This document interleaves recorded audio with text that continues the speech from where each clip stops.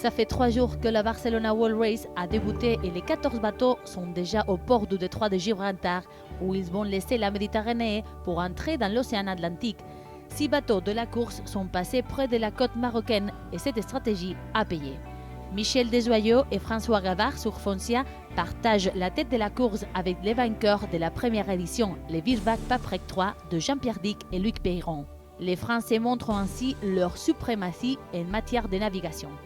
De leur côté, les Espagnols Alex Peya et Pepe Rivas sur Estrella Damm ont pris la 3e position pour quelques instants dans ce top 6, avant que les navigateurs de Neutrogena, l'américain Ryan Breimeyer et l'allemand Boris Herrmann, surprenant depuis le début, ne leur prennent cette place.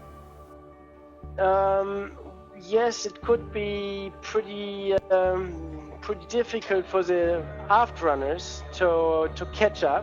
I think they could even lose more ground with the slowing down wind, and I don't expect us to get closer to Michel Desjoyaux or Foncia and Virbac, but we can see Estrella Damm right now to windward, to weather, and they seem to be a bit slower. They went first and probably into a bit lighter spot.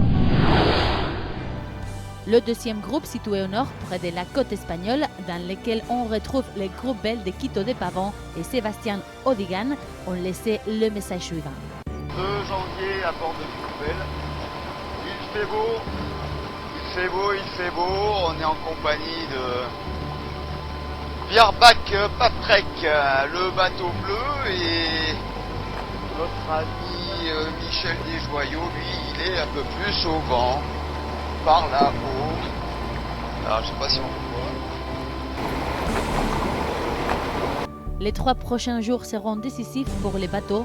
Les vents faibles empêcheront les bateaux de passer le détroit de Gibraltar avec facilité. Alex Thompson, le skipper anglais d'Hugo Boss, qui a manqué le début de la course suite à une opération de l'appendicite, a jusqu'au 10 janvier pour connaître la décision des médecins s'il peut, oui ou non, reprendre la barre de son bateau, laissé aux mains du skipper néerlandais Wouter Verwraak. Tous les skippers ont voté pour la réincorporation d'Alex Thompson dans la course, faisant part ainsi d'une grande compassion et d'une grande attitude sportive à l'égard du skipper anglais et de l'organisation de cette course extraordinaire.